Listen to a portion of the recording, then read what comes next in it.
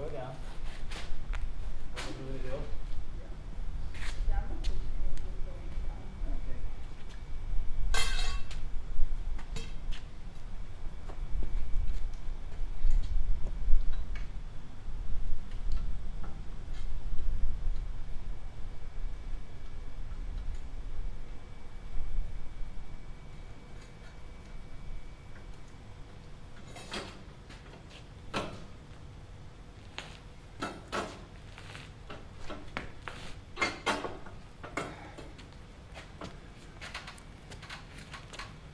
Hold on. Let me try to crank it a little more. Okay.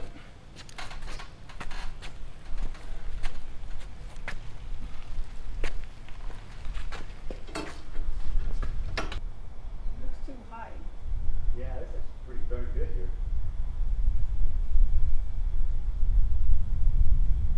Yeah, we're going to drop the axle down. Take the wheels off to get it back in that thing. How should we deflate it though? Won't roll. Oh. So, Roll this a little.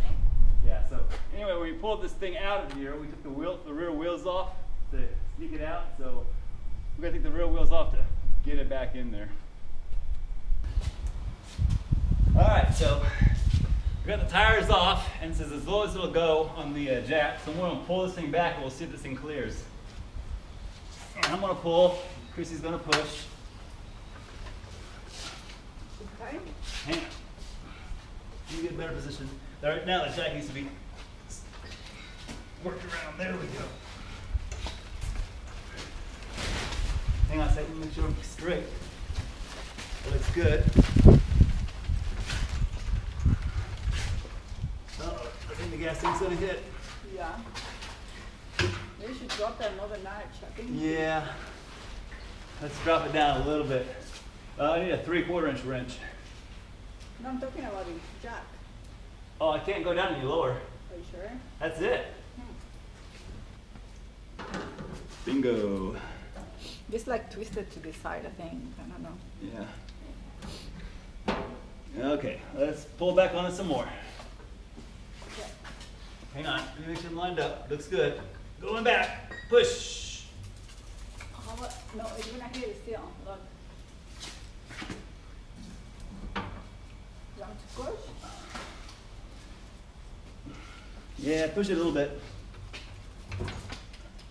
A little more. Oh, it's sliding by. Keep going. A little more. Hold on. All right, we're past. We're clear.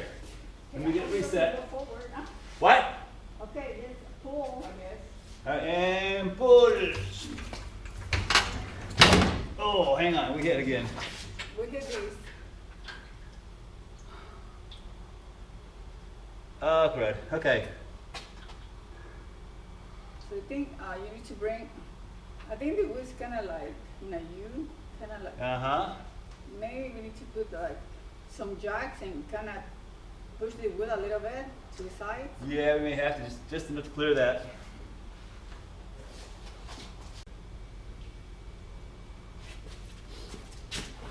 Okay, hang on. And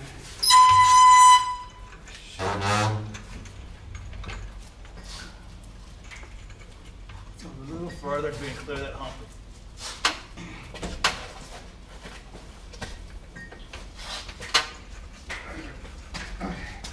All right, I need to pull off this back brace now. And maybe you drop this down too? Yeah, I think it's going down. Okay, here we go, going down.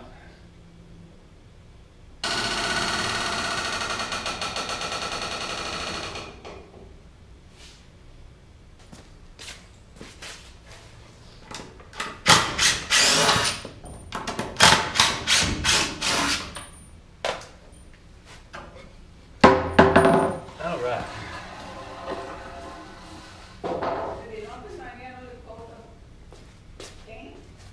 I don't think so. I think you got that lump pretty good. And by lump, we mean transfer case. So, hang on. I need to zero in on this thing here. Try to figure out where I am. Okay. I need to move a little more this way. All right, ready?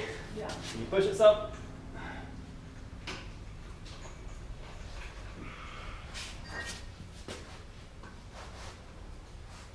Alright, that should be pretty close to the body mount bushings here.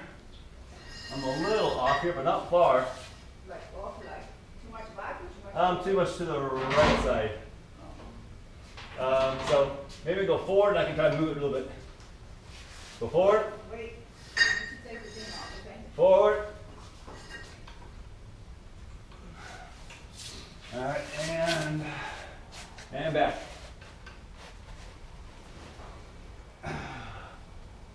That's pretty close. Alright, let's pull this cover off. I think I'm going to be painting this cover lime green to match the rest of the truck. I think that'll look good.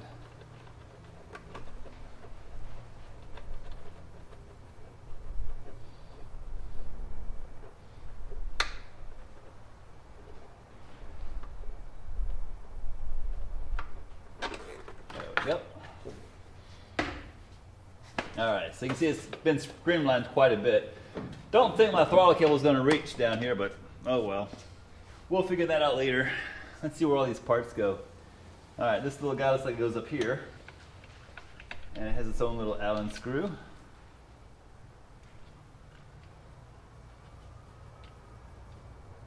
There we go. That just pops into place. Good.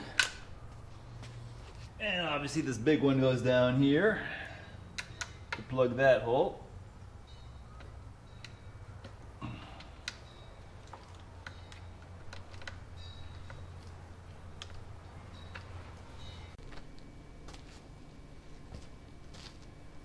Alright, well, here's the start of my cold air intake. As you can see, the body is mostly down. I've got it sitting on 2x4s right now. So now I need to swap out those 2x4s with these Prothane body mounts. So we're just going to jack up one corner at a time and just kind of sneak these in place and bolt this body down for good.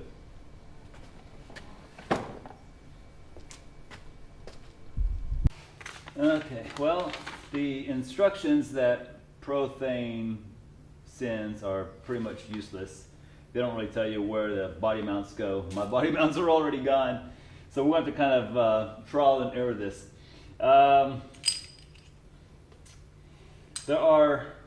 These body mounts come in two pieces.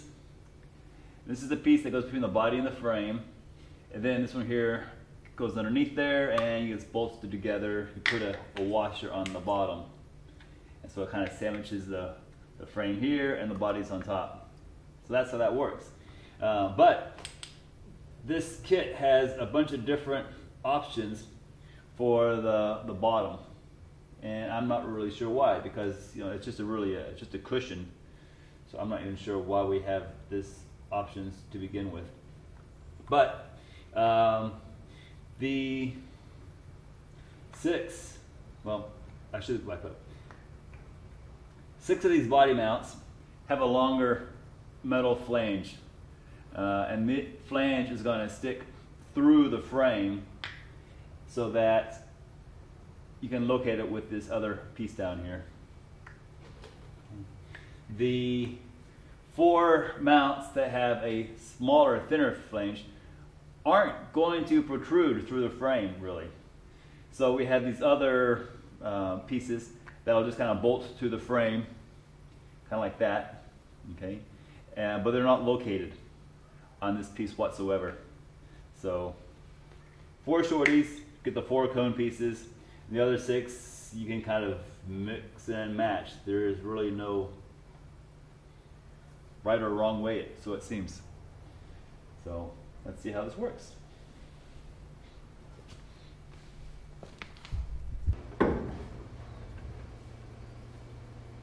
Okay, here we go.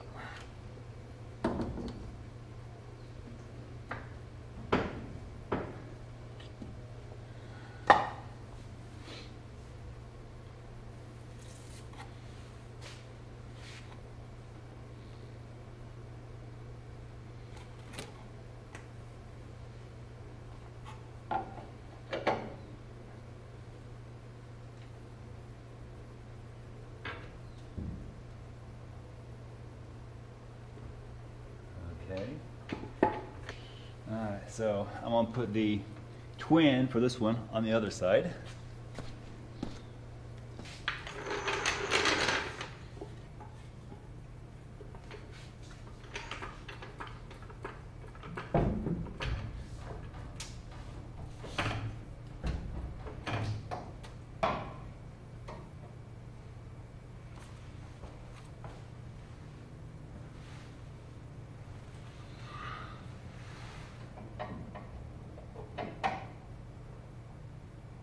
Okay. Well, it looks like the taller body mounts fit behind the passenger and driver seats.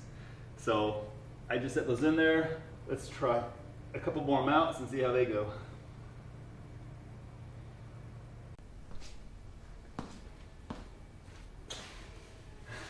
All right, wow. I actually guessed it correct the very first time. Yeah, the tall body mount goes behind the seats. And I'll put the wide ones on the outside and the other one here under by the rear axle. And I've got two left over. Maybe they're for the core support up front, perhaps, but I've got brand new core support bushing, so I don't know if I'm going to use these or not. We'll see. And yeah, so now it's just a matter of playing with the lower bushing and figuring out which ones we want to use. So that was actually pretty easy. I'm kind of surprised. Done. All right, guys. Well, here are the final measurements on the transmission and the transfer case setback. As you probably already know, the 4L80E is 5.5 inches longer than a turbo 350 transmission. So we moved the bolts back 3.75 inches on this cross member. So theoretically, that would put the engine about 2 inches more forward, right? The transfer case itself went back 5 1/4 inches. And that is with that big old fat 1.5 inch adapter that I made. So like I said, if you can go without the adapter, then you could probably get away with 3.75 inches on both of these. So you would think that, hey, moving this cross member back 3.75 inches, 5.5 inch longer transmission, that should push the engine forward 2 inches. We should have lots of clearance for that new LS engine, right? Well, check this out. Here is the LS engine mounted supposedly 2 inches forward. Can you guys see that? I mean, I've got like 1 inch of clearance back here. That is it. So if we would have gone back the full 5.5 inches, we would have been banging against that firewall. So I'm actually pretty happy with where it sits right now. I could actually have come forward a little bit further.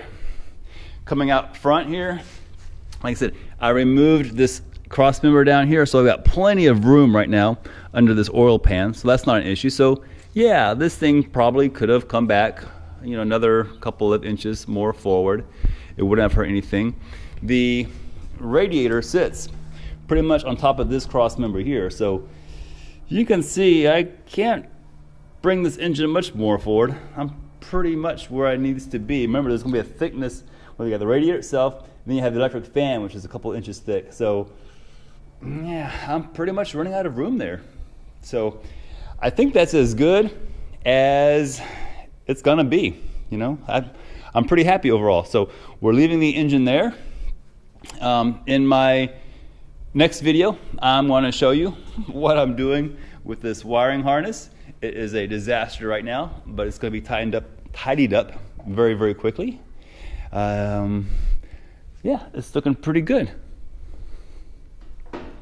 So, if you guys haven't hit that subscribe button yet, hit it now. We got more good things coming for you guys in the future. Thanks for watching.